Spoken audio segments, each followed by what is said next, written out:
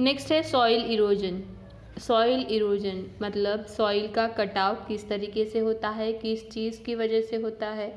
जैसे हम देखते हैं मोस्टली सॉइल का इरोजन होता है वाइंड से, वाटर से और कुछ ह्यूमन की एक्टिविटीज़ की वजह से। As the soil forms it settle down in layers. The topmost layer is known as topsoil. The topsoil has a humus and is a fertile layer of the soil. क्या कहा है? The topmost layer is known as topsoil. Topmost layer में क्या रहती है? Topsoil. That is called humus. Humus मतलब जो भी कुछ plants का डिकीज्ड मटेरियल रहता है, एनिमल्स का डिकीज मटेरियल रहता है टॉप लेयर में, वो है हमारा ह्यूमस। और that is a fertile layer of the soil, और वो mainly fertile layer of the soil रहता है। Sometimes the top soil is carried away by wind और water to a different place. This removes the fertile portion of soil and hence the land becomes barren and unfit for farming. कुछ वक्त कैसे होता है? Top soil is carried away by water. Top soil ये wind की वजह से है या वाटर की वजह से बह जाती है। बह जाने की वजह से वो एक जगह से दूसरी जगह पर चली जाती है।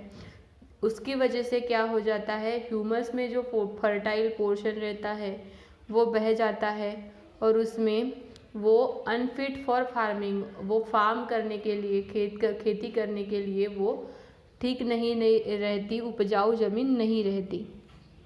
द प्रोसेस ऑफ वाटर और wind carrying away soil is called soil erosion.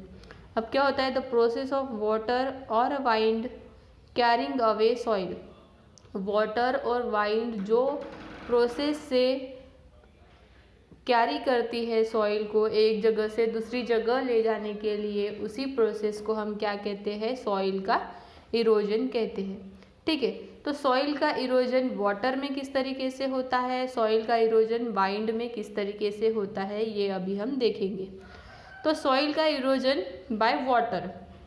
As rain water flows over the land it carries a part of the soil with it. Rain water flows over the land it carries a part of soil with it.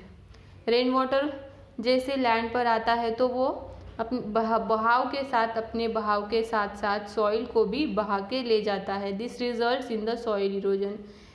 ऐसे इससे क्या होता है? Soil का erosion होता है। Soil erosion by water is greater in hilly areas as water flows down faster.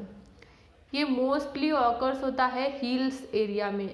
ऊपर से जो बहाव आता है, नीचे तक बहाव आता है, तो पूरी जो सॉइल है अपने पानी के साथ, बहाव के साथ वो बहा के ले जाता है। Fast flowing rivers particularly in hilly areas causes the soil to be eroded from the banks.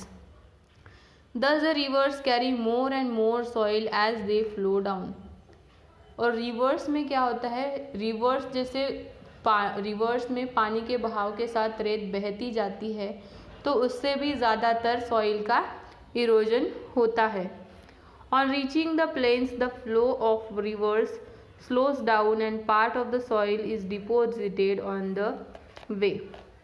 On reaching plains, the flow of rivers slow down. और जैसे वो प्लेन जगह पे जाती है, जैसे बहाव से ऊपर की जगह में अगर नीचे तक आता हो तो बहाव ज़्यादा रहता है और ज़्यादा सॉइल का इरोजन होता है, लेकिन अगर वो प्लेन एरिया में आती है तो इसका इरोजन क्या हो जाता है? कम हो जाता है। As a part of the soil is deposited on the way. उस वक्त जब वो प्लेन एरिया में आ जाती है तो क्या हो जाता है? सॉइल का डिपोजिशन होता है उसी एरिया में। As this deposited soil increases over the years it can cause the rivers to change their course. This results on flooding causing loss of life and property.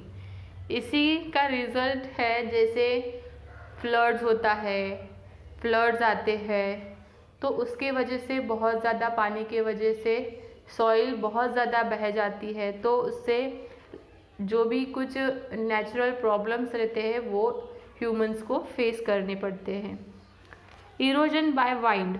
अभी वाइंड से किस तरीके से इरोजन होता है?